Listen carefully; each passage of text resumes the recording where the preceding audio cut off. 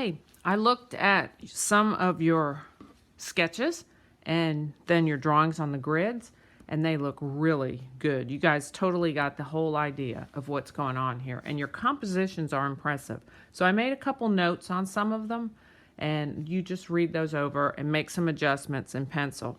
And now that I have put one thing on top of another, sometimes I had to erase and I lost my grid lines. So the first thing you want to do is just kind of go back and put those grid lines back in there. You don't want them to be completely solid, but you do want them to be in there so you can see what's going on, because you're going to need those when we color. All right, so I'm going to give you a second to get all that done. Okay, so we're going to start with our letters, just coloring our letters. And you can use colored pencils, you can use markers, or you could use watercolors. We don't want to use blacks, so we're going to take the blacks out. We're going to save that for the background, and we're just going to use all the other colors. Now, you got to think kind of your color schemes. You want maybe similar colors on the same letter or number. So, like, you might want one all blues, or you might want one all cool colors and the next one all warm colors. That would make a nice contrast. So think about color schemes within each letter. So let me start with, say, my number 5. And one of the reasons I'm starting with the 5 is because sometimes when you start with the letter below, or even the letter way below, you kind of lose track of what you're doing and you start painting or drawing on top of these letters. Remember, this is on the top, this is in the middle, and this is on the bottom. So I'm going to start with the top one, and if I complete that, then my brain is going to know when I do the D not to go into that 5. And here's the trick.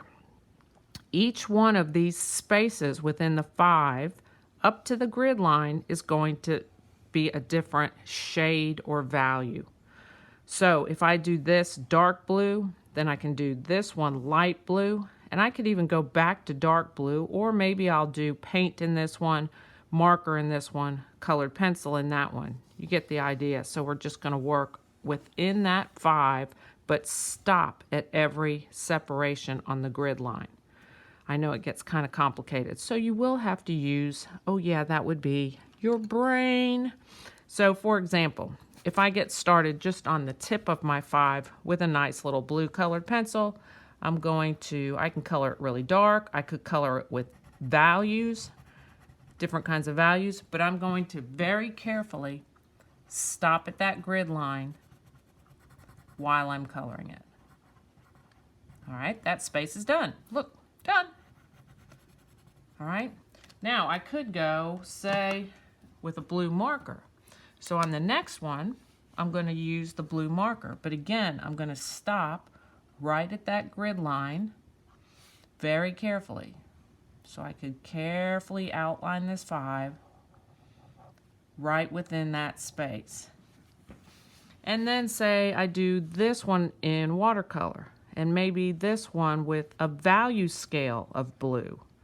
So I've got lots of different possibilities. I also, with these colored pencils, sometimes you have different colors in there. So I might have, say, a light blue and a dark blue. And I can certainly use those. These are very similar, even though I use different materials. So you can see how careful I'm going to be to outline first and then color just within that grid line. All right. Now I could go back to colored pencils, say, and use this light colored pencil on this space right in here. But again, I'm going to stop at that grid line. And sometimes you have to look because there'll be another one right here. For example, look at this one comes up here, but then this is a different color because of that separation. So you're going to have to really think about your placement and stuff. So today, just work with different colors. Like, for example, on my D that's under the 5, since this is such a assortment of cool colors, I might choose to use warm colors on that D underneath. All right, so let's just work on all the letters with different media, slowly and carefully. Craftsmanship counts. And then next week we'll do the background. All right? Okay, so here's my 5. I have colored pencil, marker, colored pencil, but this is the light blue and that's the dark blue. Watercolor, marker, colored pencil, and then marker again.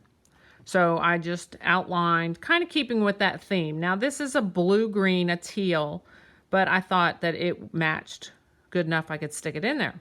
So I've done the 5, and now I'm ready to move on to another letter. And you can see how I stopped at each one of those grid lines just to change techniques or to change colors. Okay, and then I'll do the same thing with the D. So for example, even this little space on the D is going to have 1, 2, 3, 4 different things going on in it. All right, and then I'll do that with each one of those letters. Okay, so get started, work on your craftsmanship.